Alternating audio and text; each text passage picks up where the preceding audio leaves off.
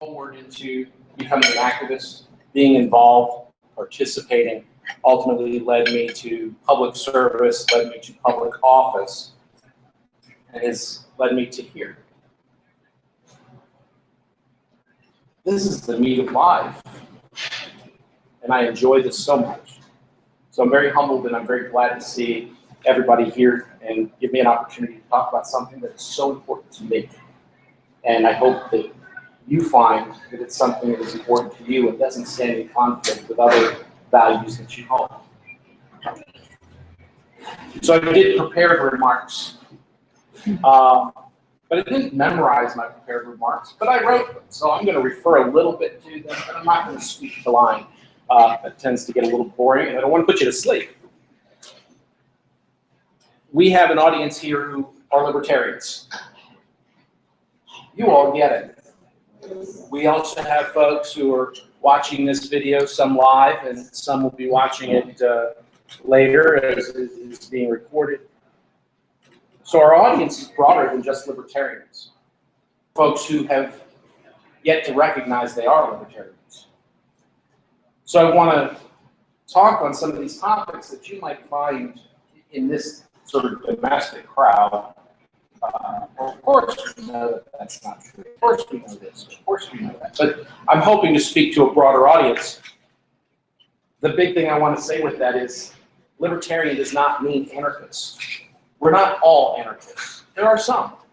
And they bring a wonderful, intellectual, well thought out, conscious approach to how we organize society. And I don't want to dismiss that. I'm not an anarchist. I'm best described as a minarchist, which generally means minimum government. The lowest common denominator. When government grows in excess, it intrudes upon people's lives. So the question is, can you protect the environment and have minimum government at the same time? And I say by having more government, we've intruded on the environment even more. We've stood in the way of the types of things that could improve, the types of things that could make our lives better, the types of things that could resolve the problems that do exist, that we really do see out there.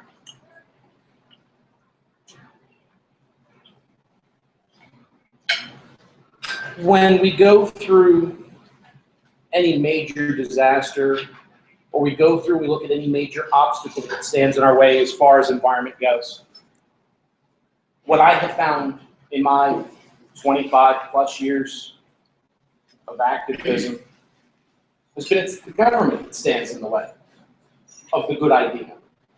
It's the government that mandated the implementation that became the environmental problem. We all know the Deepwater Horizon oil spill. And you get a lot of folks out there, oh, those horrible corporations and companies, look at the damage they've done in their pursuit of profit. Well, the question is, why in the heck would anyone want to go a few hundred miles out past the continental shelf and drill in 5,000 feet of water where the pressures are so intense and literally material sciences is a threshold? Why would we do that? Well, ultimately, it's because our society demands the energy. We need the energy. We go out, we get the energy, but the places it's easier to get to are blocked by regulation. They stand in our way. They interrupt our ability to provide what society says it needs for energy. These companies are fulfilling that need. But because of regulation, they're fulfilling it by going further and further out into deeper and deeper waters, not because that's the only place the oil is. They're actually going out there because the regulatory processes which allow them to get permitted and use the oil. No. When the government loosened up its standards for terrestrial oil drilling, the investment went, they drilled for the oil, and we're now looking at record low oil prices. There's a glut on the market of how much oil has been supplied because the government actually got itself out of the way a little bit And the good news behind that is pressure for deep water drilling rigs has gone down. Companies aren't filing for permits. Whatever the conversation becomes on North Carolina offshore, companies don't want to have to do it. And as long as there's oil supply on these terrestrial sources, we're not going to have companies wanting to invest money in rigs off of North Carolina shores. Regulation is what puts the pressure for the offshore drilling. But if you tell somebody you want to reduce a regulation, you get accused of being in favor of the big corporatists, and oh my gosh, how horrible are you? No, I don't want to push the market to its extremes in terms of forcing oil companies to engage in behaviors that end up creating disasters, like the BP Deepwater Horizon disaster. What even aggravates it even more, that all that oil was being spilled, all that oil is piling out. And we have countries around the world whose markets have been allowed to develop the technology and said, we have a way to cap it, we have a way to clean it, we have a way to contain it. Let's come help. We're offering everything we have to help you, United States. And the United States said, well, you know, that might hurt some of our workers if you get to come in here. We have a special rule that says that, you know, to protect our workers, we're not going to let you bring in that equipment and put out American workers. So we actually stopped countries, Nordic countries, Germany. These companies were offering hand over fist whatever we needed to clean up the mess, to keep it contained. And yet regulation stood in the way. And cleaning up the damage. When I look at what happened, and it's a tragedy, and you have fault on the folks who were putting in the ceiling concrete, the folks who put in the blowout preventers, the folks who did every step of the way. There's fault to be found. But the fact that they were there in the first place was a consequence of regulation. Once the fact that we couldn't stop it and clean it was a consequence of regulation.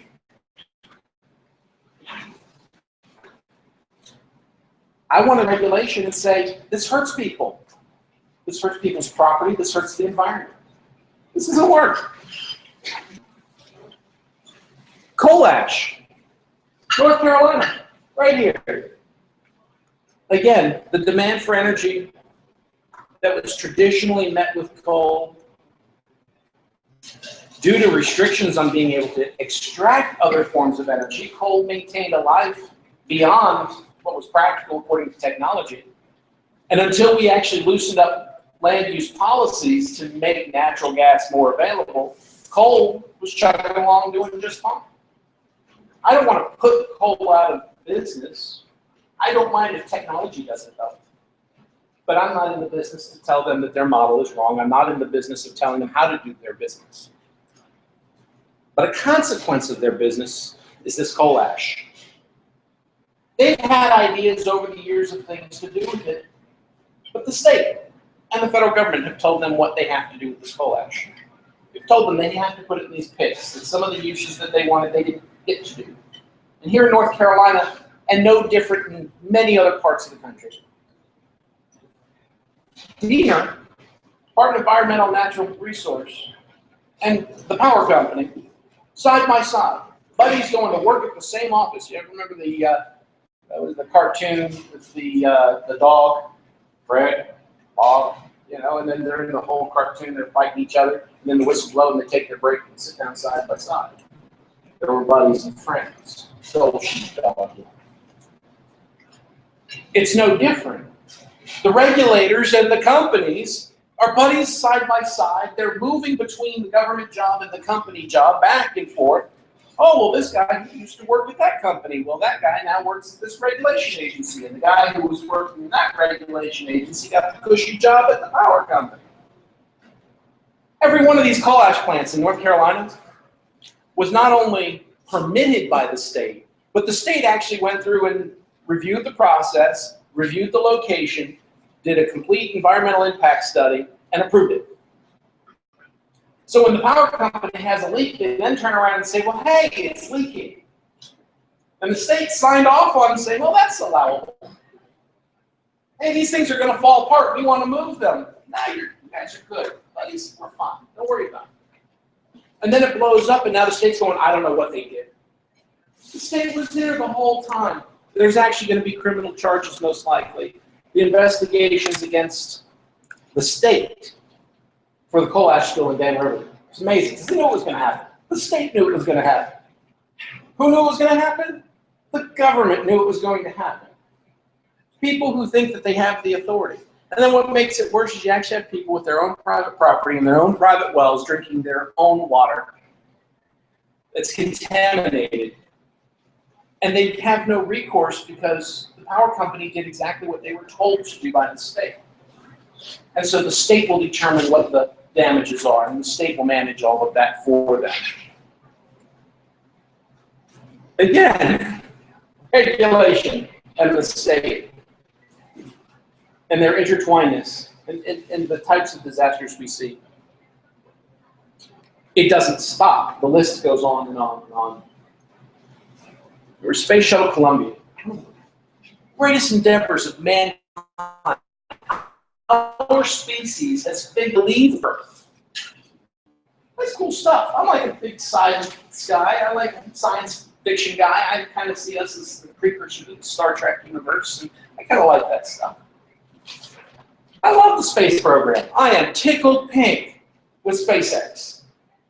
That there's private investment being moved in because there's value to go to space. Whether it's for satellite, whether it's for commercial, whether it's for private travel. There's a market there. And Elon Musk recognizes this. And that's wonderful. But in the meantime, NASA was our way to do it. Out of a concern for the ozone, the EPA decided that we needed to eliminate all CFCs. So they came up with a rule and a process of how we're going to phase out CFCs. One of these CFCs is used to make the expanding foam. That expanding foam is what they put on the outer shell of the big fuel tank of the space shuttle, orange cone. That's actually all foam, because underneath there is liquid hydrogen that is just quite frigidly cold. And in Florida, moisture accumulates, all that, you don't want to turn it into ice, so they have this thick layer of foam. The EPA said, well, you can't use that foam anymore. They said, no, NASA said, we've got a contained facility and we capture all the VOCs that come out, we capture all that gas, nothing goes in the atmosphere. And EPA said, yeah, but you're supporting the production of it, and that's bad too. The last time HCFC 141B was allowed to be manufactured in the United States was in 2002. Stockpiles were used up. And at the end of 2002, the last few launches of the space shuttle noted that they were losing exceptionally large chunks of foam, and they were causing damage to the underside of the shuttle. And in 2003, a large enough chunk fell off that it slammed into the wing of the Columbia, ripping a hole that made it impossible for that vehicle to re-enter Earth's atmosphere. And those explorers, our astronauts, died on re-entry. Why did this happen? Was it a surprise? No, I actually have it right here in my document. NASA filed a petition with the EPA saying we don't have a suitable replacement. This is what's going to happen. And the EPA said, no, we've accelerated the plan. Because originally they were supposed to phase it out by 2030, but in the end of 1993, they demanded an accelerated schedule. They wanted it out by 2000. The greatest endeavor of mankind. I mean, we could debate over who pays for it, because I prefer the SpaceX model versus the NASA model, but our astronauts died as a consequence of environmental regulation in a process that caused no environmental harm, because every bit of that gas was recaptured. So really, regulation murdered those astronauts, because NASA told them it was a problem. NASA filed a petition saying we can't stop using this, and the EPA said too bad. The EPA made that call.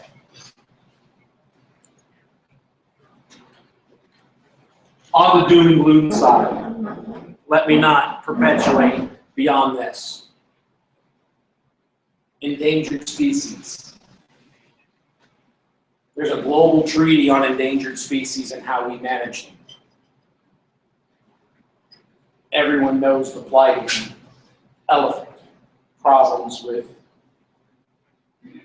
their being endangered and them being poached. Currently, an elephant, any part of an elephant, you cannot trade in. Habitat of elephants is protected. An elephant moves in, you're kind of stuck with it because you can't harass the elephant. You have communities in Africa to deal with the damage that they cause because by their livelihood, they're growing their crops, they have farms, and an elephant comes through your farm, it makes a mess. The highest value for an elephant under the current rule that you can't do anything with the products of an elephant, the highest value for an elephant is a dead elephant. Because a live elephant is a nuisance.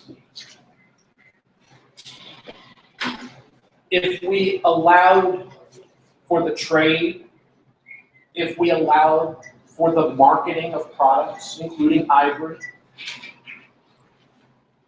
pressures on poaching would reduce, and a live elephant would actually have more value. A sustainable herd of elephants would have more value than dead elephants. The West Indies manatee, also known as the Florida manatee, swims all the way up in the summer, up to here, it's in our waters. Winters out down in South Florida and in Cuba. And you can't touch them if you're in the water. They'll come up to you because they're friendly. They're actually really nice. I don't know if I can admit that I've ever pet a manatee because I'd be breaking the law to admit that I've ever pet a manatee. But you really can't help it because you can't swim faster than a manatee, and they come to you. So, and it's a glorious thing. It really is. I love it dearly. I enjoy that natural interaction. But it's illegal to touch them. We have shut down marinas and we've closed down waterways because there might be manatees there. Now, there's ways you can invite manatees to be in places like closer to the shore where they're safer, things like that, but these things are counterproductive to the rules that the Coast Guard puts forth regarding navigation. I've had so many extensive conversations. It's a boring topic unless you're really passionate about manatees. The Endangered Species Act stands in the way of people being able to invest their time, their money, and their efforts to protect them. They thought that an orchid went extinct. They thought it was completely gone, and they did an expedition deep into the Everglades. They found 3 specimens of this orchid. Now, they put them under glass jars. They're sitting in research centers somewhere where they can look at these orchids that are completely so endangered that they had actually already thought they were extinct. Now, on the other side, if you're in the regular old plant world and you want to grow nursery plants, there are companies around the world that you could quite literally send them a handful of cuttings from a plant, and they will break every one of those cells down. They'll chemically treat them in such a way that they will each propagate into a whole plant, and you can get any number of plants you want, millions, from one plant. You just got to take a few cuttings and send them off, and they go through this wonderful process. They grow them in little tubes, and they put a little grow gel in there, and they sprout from just a few cell culture pieces. Technology is amazing. But the law says you can't take a piece of an endangered plant and do this. I want any plant that you say is endangered, by golly, let's go ahead and throw it in the blender, let's make 1 million copies, and let's put it in Home Depot, and everybody will have it. Instead, we make it forbidden.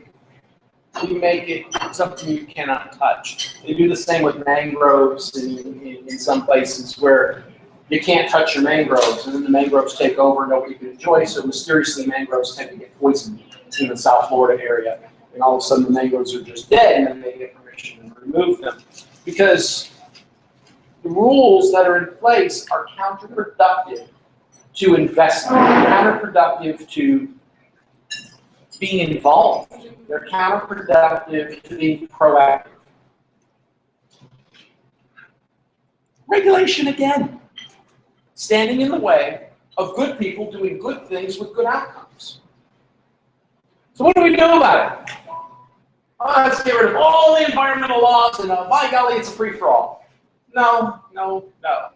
That is not the direction the Libertarian wants to take these issues. We want rules that limit innovation out of the way. We want rules that strengthen liability laws for people who disrespect the environment. If you are my neighbor and you pour some junk on your trees because you're doing whatever you're doing, and all of a sudden my animals at my house are getting ill, I have a right to be made whole. I have a lawsuit. I have a right to be protected. Some resources, like the atmosphere and the ocean and the river, those are pretty big assets. They're not singularly owned. I'm comfortable with the government having a role in it. Not an absolute role, not an absolute authority role, but rather one that simply aids in the protection of individuals, aids in the protection of people. Amongst libertarians, there's a lot of conversation that can be had on the best way to approach these things, ranging from the minarchists and the anarchists and the Georgists and all sorts of ists that you can find amongst libertarians. But for where we are today, we have a government that is insistent that it's going to tell you exactly how your process should work, exactly what the outcome of your process should be. If you innovate something, you have to get their permission to use your innovation because they're more focused on the process. I'm more focused on the outcome. I don't want a government who is the expert in everything that has ever been done by all mankind, and we have to have a special department for each one of those fields so they can be the experts to determine if the innovator did it right. I mean, it's silly. It's absurd. In my list of things that I have done, I'm a firm believer in putting my money where my mouth is. So my wife and I, we were on the waiting list for the first, when the Prius was first redesigned, and they worked out the sort of the beta model things. We were on the waiting list. Got one of the first Priuses that were out there. When my children were born, my daughter was born, we had her in cloth diapers. We'd love to have had a service because it would have made life so much easier, but there were no services in the market. So when my son was on the way, he said, well, you know what? Let's start a diaper company. Because everyone kept telling me, well, if there was a service, I'd do it. I'm not washing diapers, but if somebody else will wash them, I'll do cloth diapers.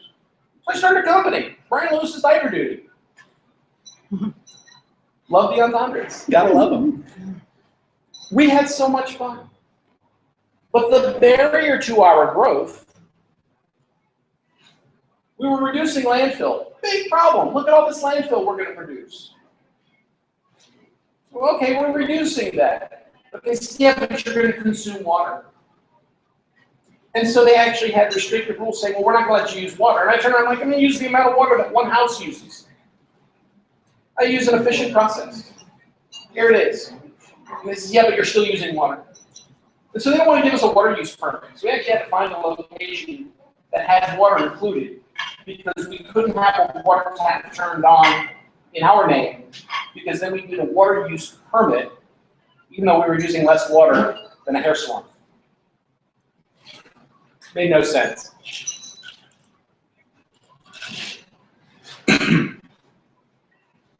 We look today at things we want to do as consumers. Solar power. State of North Carolina, you can't buy your power from a solar power company. It's against the law. You can't lease solar panels and have them put on your roof.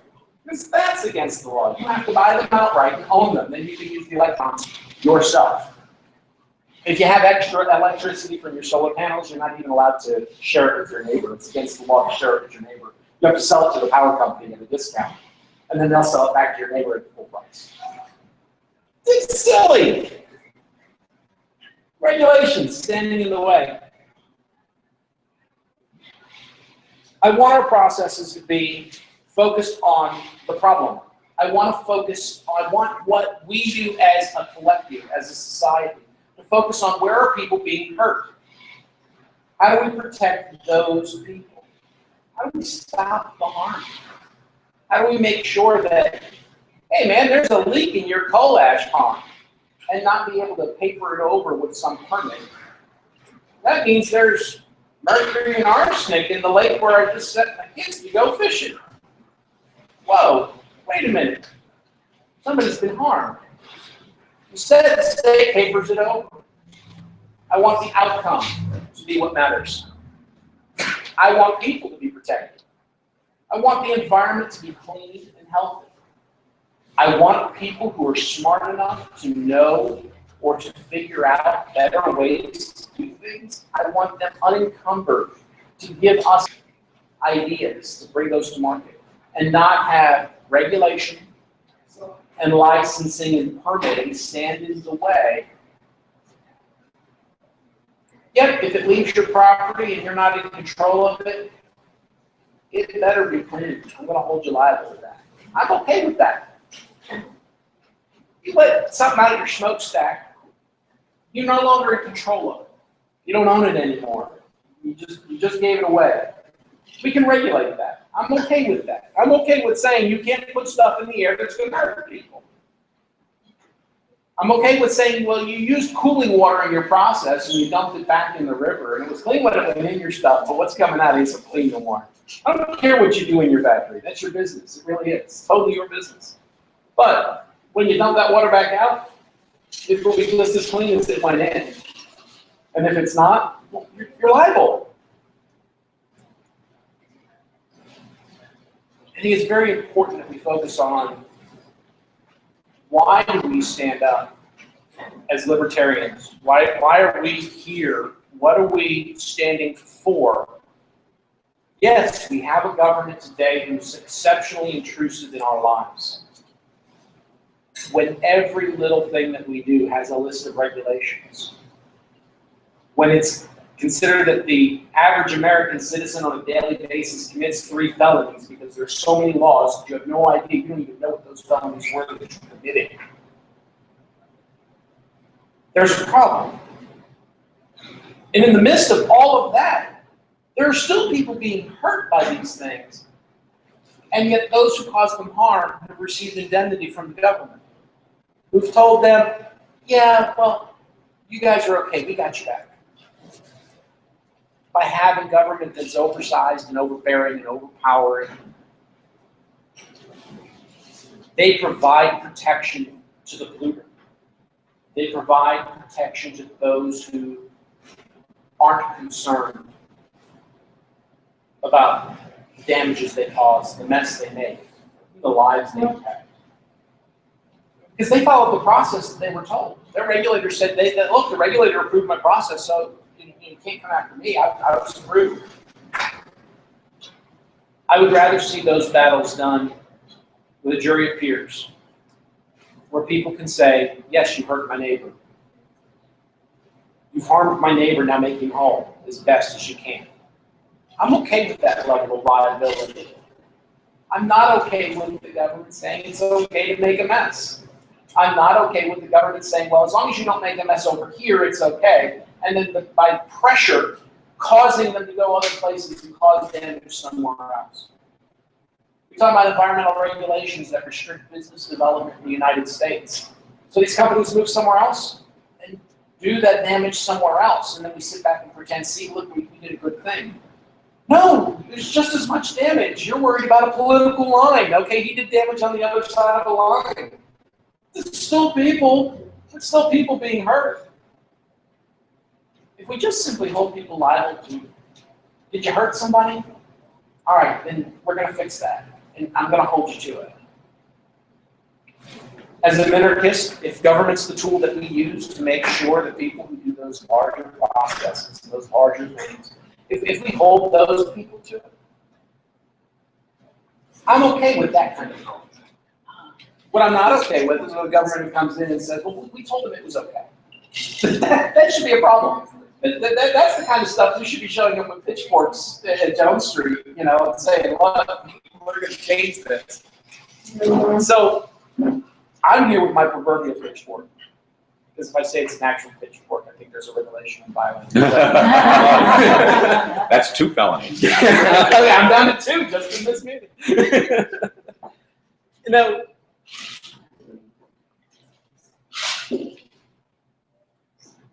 one of the big issues in the environmental that so many people are going, okay, he hasn't said it yet, he hasn't said it yet. What's my position on global warming? My position on global warming should be based on science, and so should yours. What I'm going to rail against is that in light of global warming, you have people who are so concerned about process that they want to regulate everything that you do because by golly, it might have a piece of carbon attached to it. So it's the process that really is offensive. The current paradigm that's popular out there is you have 2 sides. You have people who think that it's Chicken Little, the sky is falling, we're all going to die, it's the end of time. You have this other side saying, oh, it's hogwash and nothing's happening and nothing to see here, let's move on. Neither of which are really complete conversations. I believe that the Earth is warmer today than it has been in quite a while historically speaking. Also believe that carbon dioxide is a contributing factor in what you call temperature forcing, or increasing the temperature. With those 2 things said, I'm not violating any laws that have been proposed in some states in the Union, because it would be considered a criminal offense in California coming up fairly soon, because I believe they've passed it, that you're not allowed to deny global warming is being caused by CO2. But that would be considered an offense. I don't know for what tier, if it's a misdemeanor or a felony, so I don't know if I've made my number 3 or not. But California actually wants to make it illegal for you to have an opinion. Whoa. NC State is actually just setting up a course for adults on global warming conversation, and I happen to be friends with the professor who will be teaching that course, and I will be in his class. We're going to have fun. Carbon dioxide is not the only thing that causes global warming. It's not the only thing that warms the atmosphere. How long have we known that cities were warmer? At night, cities are 10 degrees warmer. The cities don't cool down as quick because of all the hard surfaces, changes in the, they call the albedo, the reflective and absorptive capacity of surface. So how many cities in a region get paved out and suburbanized before there's a regional impact in the temperature? How many regions then have that same effect before you notice that there's a hemispherical change occurring? When do you say that we've mowed down enough areas and changed the surface of the planet to such an extent that it's warmer? It's not a conviction of good or bad, it's just a notion that the temperature's gotten warmer. And when you change the surface and that heat changes, it goes to a new stasis point, and you know the technicality is the temperature comes to a comfortable medium in terms of how much it absorbs and how much it lets out. And so when you change something, it's in flux until it finds its new stasis point. It's not a runaway effect. So when you put out asphalt, asphalt's hot and the temperature goes up. Once it gets to its high point, that's it. It's not going to perpetually get hotter. Asphalt doesn't just perpetually get hotter forever. Another thing that we've done, and it goes some of the extreme, what do we do about global warming? You hear sulfur dioxide. If we put sulfur dioxide in the atmosphere, it'll reflect out solar radiation, cool the planet. Well, the neat thing that they talk about sulfur dioxide is in the 80s, we were having an issue. Sulfur dioxide was interacting with other actually water droplets in clouds, and it was returning back to Earth as a mild acid, changing environments because of the pH shift.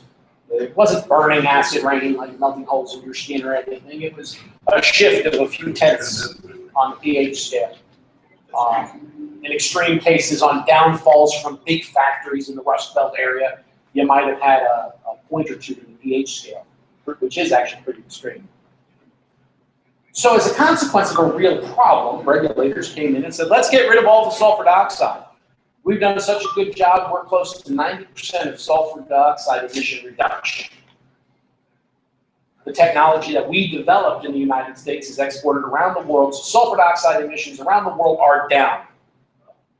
Sulfur dioxide reflects solar energy back to space. We got rid of 85 to 90% of it.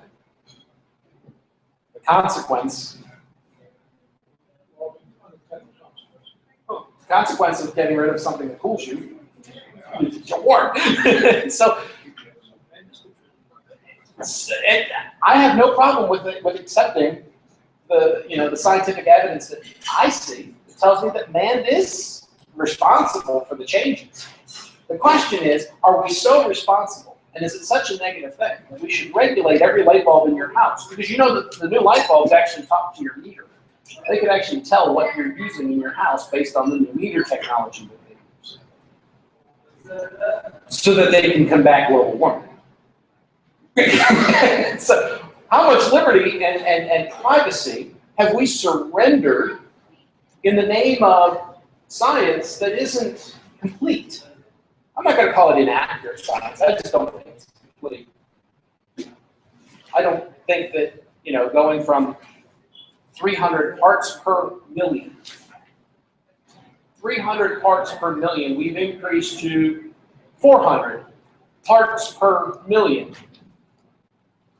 I don't believe that that level of a change dictates that the whole planet's going to die, we're all going away, and oh my gosh, it's going to be a fireball. I don't believe the forcing factor is there. When I read the studies, it can get academic, and I love the conversation. I'll probably save y'all from that. It's pretty rough stuff sometimes, unless you really enjoy it, like manatee science. So I'll save you.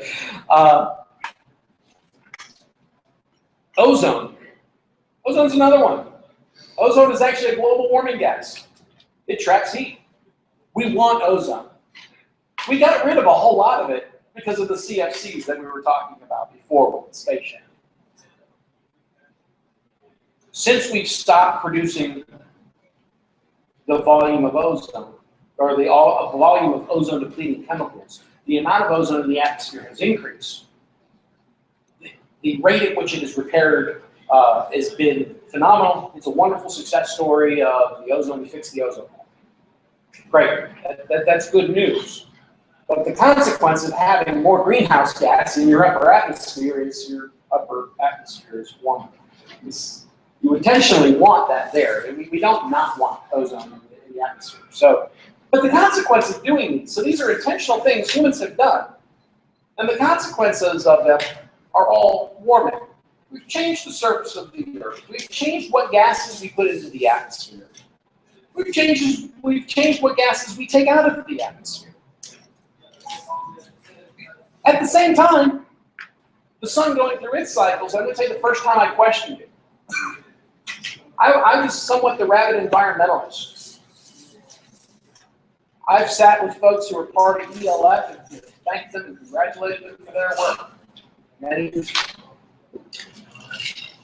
So I've been on the radical environmentalist side. And when NASA came out and said, hey, look, the ice caps on Mars are melting. Like, wow, those rovers are spitting out some CO2, man. And to realize that we were observing the consequence of warming throughout the solar system. Everywhere we were looking, it's like, yep, it's warming over there, and it's warming over there, and it's warming over there, and we didn't do that. That wasn't us. So it really did lend to that there are some macro forces in play. I don't think any one of them is a full accounting of everything we observe, but I think that there's an accumulative accounting for what we observe. Why do I think that this is so important? It's because it's a positive thing. If carbon dioxide is solely to blame for the bulk of the warming that we've observed on the planet, we have already passed through the top. Warming in northern latitudes and melting permafrost and deforested areas in the southern hemisphere, the planet itself is now off-gassing more carbon dioxide than we put out as human beings. Anthropogenic sources of carbon are lower than natural sources that are being released from the warming that's happening on the Earth. If it's carbon dioxide, it's too late. We could cut our emissions of carbon dioxide to absolute zero, and the amount of carbon dioxide in the atmosphere is still going to increase. It's done. If you believe it's all carbon dioxide, it is done. There's nothing you can do about it. We would have to sequester double what we emit today. It's not going to happen. Not in any time frame. The Earth is putting out more CO2 than we are. Because of warming, and because of warming that we may have well put out. I mean, I have no problem with saying we're culpable. So either I'm going to accept that, well, screw it, it's over, the Earth's dead, we killed it, let's write the epitaph, put it on some big stones out somewhere so some aliens come find it. You know, wow, they were some pretty neat people, but they were stupid. I'm not ready for that moment, really. Not ready for that moment. So what I would prefer that we do, the way I would prefer to see us approach this, is that we have a robust conversation in science. That we have the kinds of conversations that get into being willing and able to have the conversation. I'm not a denier of anthropogenic global warming, but I don't believe it's all carbon dioxide and we're all going to die. I don't know that that's an irrational position. The market provides us with better efficiencies, new ways of producing electricity. This growth in technology will offset what we're used to. It'll offset the way the status quo. My hybrid electric car, which most of the time in the city drives around on just a battery. I didn't get to drive it today because I actually had a tree, violent trees, drop a 16-inch limb, smashed right on my car. So the amount of VOCs and energy to repair it might offset what I save on it. But that's if you're willing to be intellectually honest about what this stuff is, right? Call it what it is. But I like being able to plug in my car and drive around. I like being able to go past the fossil fuel stations and be like, I'm still a radical environmentalist on the inside. I really am, and on the outside for the most part. You know, in my backyard, I have poultry in my backyard. Next year, I hope to have goats. I'm reducing my food miles. For those of you who are environmentalists and understand the calculation of food miles, I like the idea that I can have a bottle of wine that came from 50 miles and not from 2,500 miles. I think that that's good. The occasional 2,500-mile bottle of wine is okay. But I like the short food miles. I like that my eggs come from my backyard. I like that my holiday meals, my turkey comes from my backyard. I like this. It's short food miles. If people like what I do, they'll mimic what I do. And if they don't like what they do, they'll do their own way.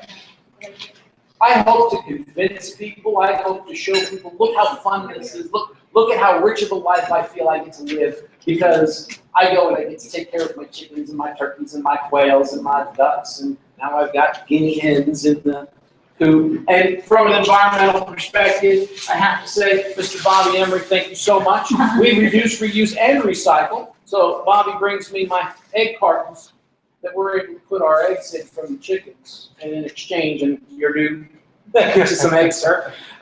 You know, I bring him some eggs. This is a consequence showing up of living environmental, and I'm free to do so. I hope to convince other people it's the way to do it. I don't want to convince them through coercion. I don't want to convince them through force. I don't want to convince them with a law officer standing at their house going, let's see if you produced any eggs today. When you regulate the food supply, you end up like Venezuela. I don't want to be like Venezuela. I don't want to necessarily be like some of the things we've done in the United States either. We've subsidized food production in this country so much that what we've ended up with is some pretty low-value crop material that has a whole lot of energy intensity piled into it, travels all sorts of crazy food miles. And how do you stop that? Well, you stop the government from investing all of this money in corn subsidies. One of the other little neat things about environmental, I mean, the list is so long. I could go on, because this is my topic. I told you I was excited to get to talk about my stuff. So, I mean, there's a lot of it. NASA came out with a study about albedo. I'm talking about the absorption and reflection of energy on the surface.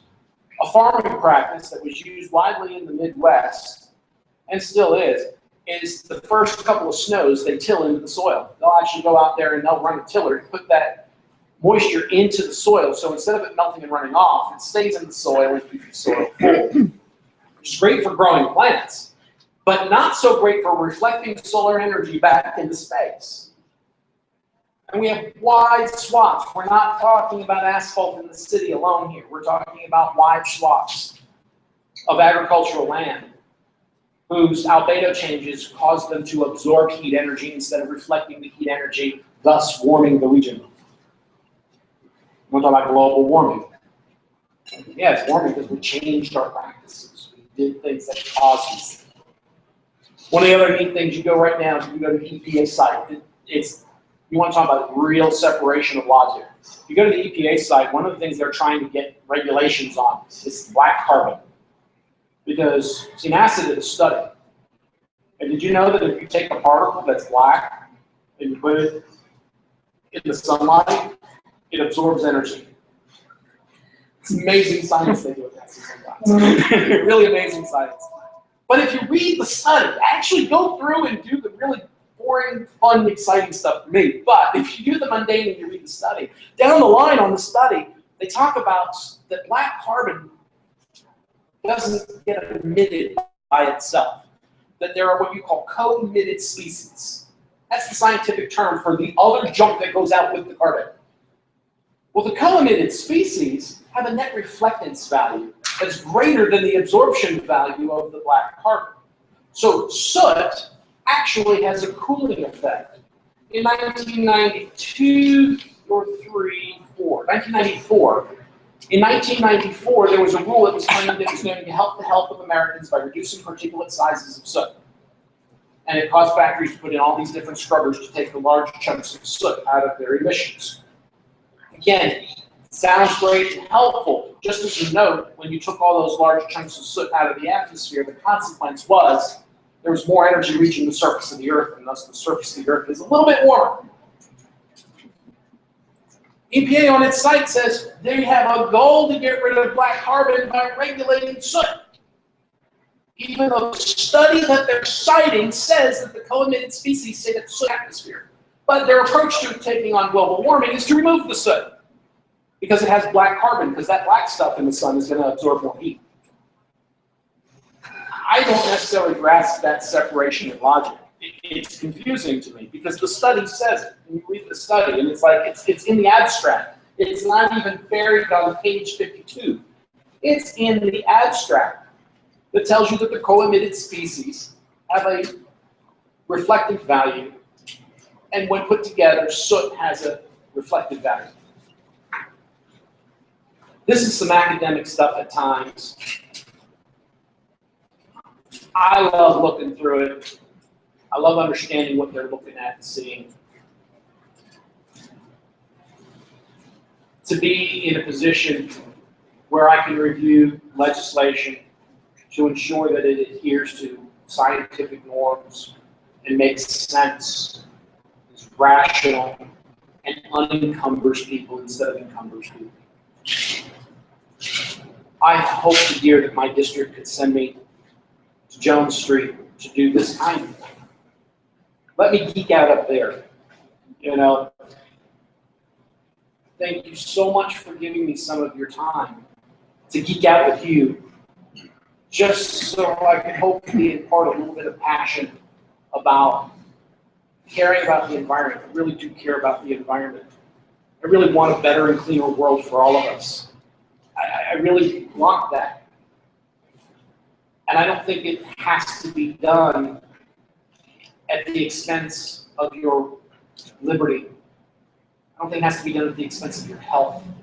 I don't think at the expense of your rights to due protection from somebody else's faults.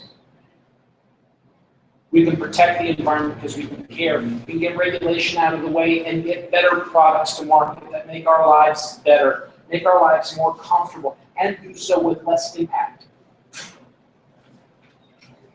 There's ways we can live our life. If you're a true environmentalist, come share with me what you do, and I'll share what I do. And, you know, we'll come up with ways, but you don't have to do it my way. I just like my way. That's why I do it. I'd love for you to come join me and check it out if you're curious about urban homesteading, curious about electric and hybrid cars, curious about some of the nuances of global warming. Please contact me. Share with me what your concerns are. We can dig out some numbers. Show me if you got studies and you disagree with what I'm saying. Send me the studies, because I guarantee I will read them.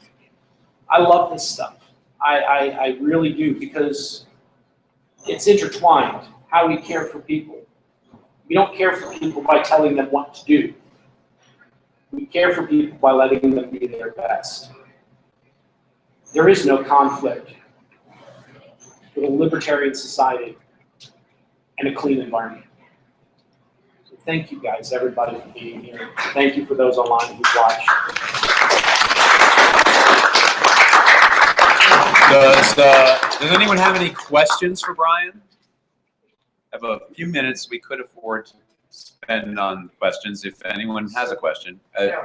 Speak up, please, because the mic's down here. Yes, my question for reduction. My understanding is per acre between trees and hemp, that it is 4 times the production material value. Now, I understand there's a 18 for the growth count to mature plant. Is that 4 times per annum per harvest year? How does that work? Is it over the same 25 years you get 4 times the cycle, or is it 4 times every year that the plants are along? It's actually 4 times every harvest. So if you take an 18-month cycle of a hemp or a cannabis or of a switchgrass product, and you take a 18-month cycle, some of those products have shorter cycles, but hemp for mature fiber is greater than you. You get 4 times what you would get if you walk into a forest that was planted 20 years ago for the same purpose. You then harvest it. So my second follow-on is that North Carolina is am I correct in understanding this is like one of the best places in the country to grow hemp? It has a sort of, it has the same environment, I understand, as tobacco, and the same growing conditions. Yes. The traditional hemp growing areas of the United States were in a Piedmont belt. So from upstate New York through Pennsylvania and down. As you come further south, that crop tended to not like the sandy soils, but the richer soils higher up. Okay, so it's better in the Northeast. No, I wouldn't say it's better in the Northeast. Appalachia. Appalachia. So it's more of a Piedmont crop. as opposed to a coastal crop. But I would make the case from a libertarian perspective that my goal is only to remove the barriers, and that farmers would make the decision. People who are expert at farming and expert at their own land and what their land can do would be the ones to make the decision. So I wouldn't want to incentivize or disincentivize the choices that they make in what their land will best produce. So other than removing the restriction on hemp and eliminating fees associated with initiating a hemp business, are there other things that legislators need to focus on to make hemp a viable product in North Carolina for farmers to make that choice? Right. The challenge you would find is that there are incentives for certain types of production, and it's one of those silly difficulties where you point out if you give an incentive to 5 out of 6 people, you actually created a disincentive for one person. And people have a tendency to miss that. It's okay to help somebody, and well, we're just helping those people. Well, we're helping those people, and we're helping those people. Oh, this guy's okay, we don't need to help him, and we're going to help those people. You left somebody behind. And hemp is sort of in that, not only is it, can you not go out and plant it, but there are federal crop subsidies for things such as corn, for things such as cotton, where the government's going to help you produce those. One of the other things that comes into play is that we have really instituted an industrial approach to agricultural production, in which farmers are accustomed now to their relationship with the pesticides and herbicides and industrial equipment used in their farming practices. And the incentives that they get from using that technology and technique does two things. It may lower the price of those particular products, but it also prices out the person who chooses not to follow those practices. So the person who wants a natural farm, the person who wants a farm where they're not required to go out and buy a $600,000 piece of farming equipment, that farmer is somewhat held back by the incentives that are given to the farmer who made those choices. Both of you might be interested in an article in Capital Connection this week where it says that the North Carolina government is screwing up hemp production. I read the title. On accident? I read the title. I didn't read the article, unfortunately. You made a couple of comments about role being solely. I'm everybody knows that. Please. The Columbia disaster, you attended the EPA. What about NASA's company? Yeah. And you knowingly sending up a space vehicle that they knew was inherently dangerous, and did the astronauts know that of the danger? So I don't think it's a question of what agency gets the other. I think it's the federal government.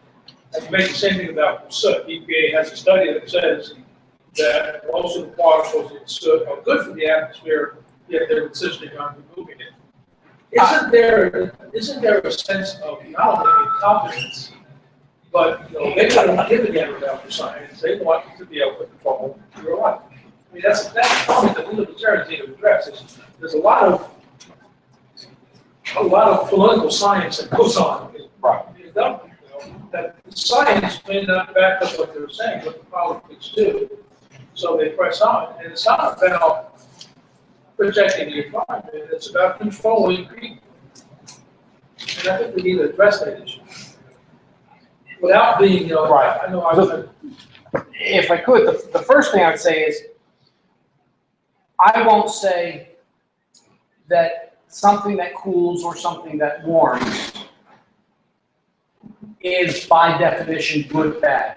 I won't make that judgment call specifically. Soot in its totality has a net cooling effect to the atmosphere. But is there a positive to removing soot so that people aren't choking on, particles in their lungs? So in there's a balance which says, I'm not uncomfortable or unhappy about soot being removed from the air. But it is an absolute that you say, by removing soot and by reducing soot particle sizes, you will have a consequence of warming. Now, is that a trade-off that you're comfortable with? Well, that's a matter of opinion. I'm comfortable with it as long as people don't freak out when it warms. That was a consequence of what an intentional action was. As far as did the astronauts know, the 2 preceding space shuttle launches were also using the inferior foam product and had substantial failures in the foam. So they knew it was a problem.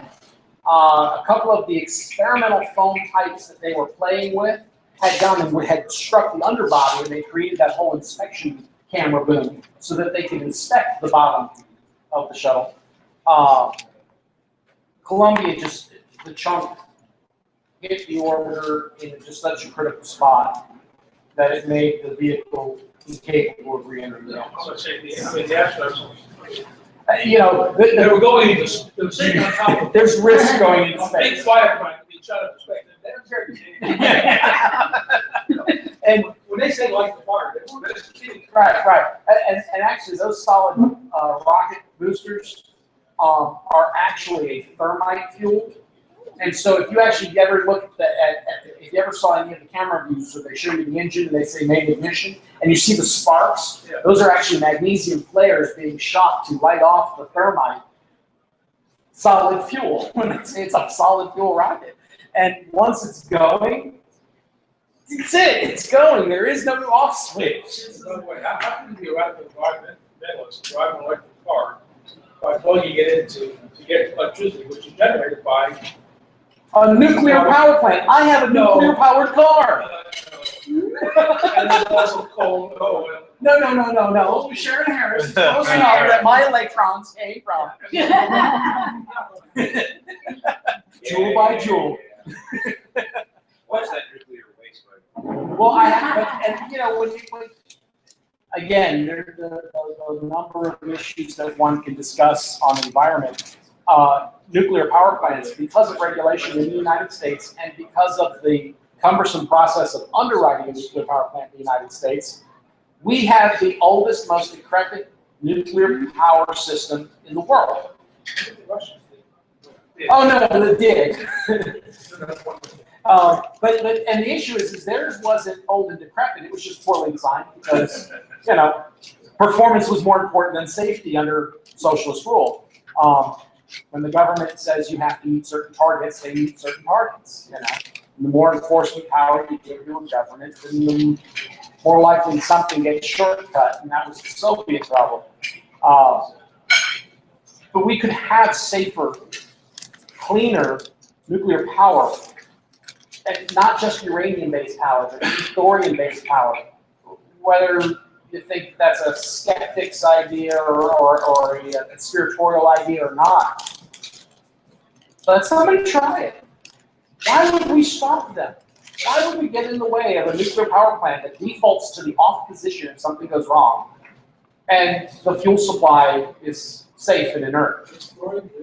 Yes, thorium is real. The government would like you to think that it's not, and that only uranium will work. No, thorium is a real possibility. And thorium is more prevalent than uranium. Correct. And, so the idea is, again, where regulation stands in the way, but no, my car is nuclear powered, dang it. Well, that's what I did. Sounds pretty cool when you say it like that. Exactly, regulations that made no scientific sense, and yet they're still being enforced. So I don't think it's about the science at all. I think it's just it's like gun control was. Right. We're going to solve all the murders in the world by banning guns. It's not unsolvable. Please don't make me laugh. But I'm not showing up at the table No, and saying, you're all fools, by golly, they got it wrong. Look, put the tinfoil on and we're good. I'm just not going that route. I agree. And I want to show up at the table. I want to be an honest broker for the ideals and values that I hold. And, Well, you It's- have the creds because of your lifestyle. So, I mean, that's not, although, again, which I do recognize that people are, they don't care about that. And, you be living out in the mountain somewhere and all that, so you come in and tell them government regulations are bad, no, I can believe it. Yeah, The government's gonna say things. in Europe, they recognized what you're referring to. Communism was debunked. They realized they couldn't say that people are going to starve if you don't do communism, because they proved that people starve under communism and don't starve under capitalism. So they decided they had to do something else. And the European definition of this is that they are watermelons. They are green on the outside, talking about the environment, but on the inside they're red. Right. The same communist, just with a different sales guy. And I have to say, with a long list of friends in the environmental movement and having been involved in the environmental movement, and I can sit with the crunchiest of them. I mean, I've been there. You know, that there really is a Marxist element in a lot of environmental movement. When people can't understand how you can be fiscally conservative and be an environmentalist. You know, when that confuses people, there's a problem in how the conversation and topic has been managed. And we have to open our mouths and say, this is wrong, you're hurting people. You're hurting the assets that help people, and you're standing in the way of good answers. Okay, well, thank you very much, Brian, and thank you all again for coming. Just a couple of other quick announcements. Announcement A is that the next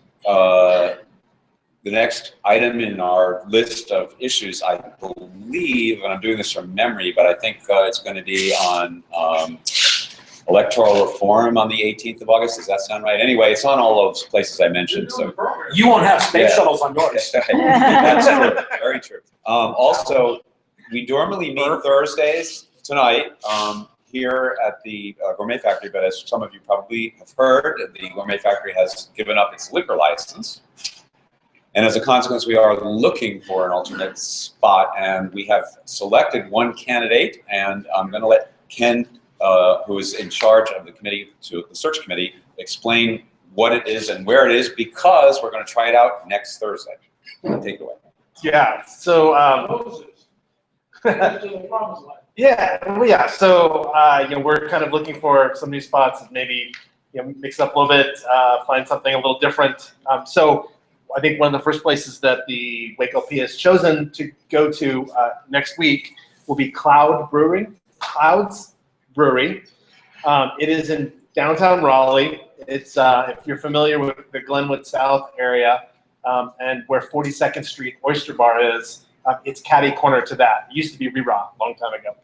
Oh, wait, I know where that is. Yeah, so Google it, you'll find it. Cloud's Brewing, and of course, check all of the WakeLP social media and meetups, and you'll see some information on that. They've got, we should have a little separate space there. They've got a great menu, and of course, they brew their own craft beer, which we know from a couple of weeks ago.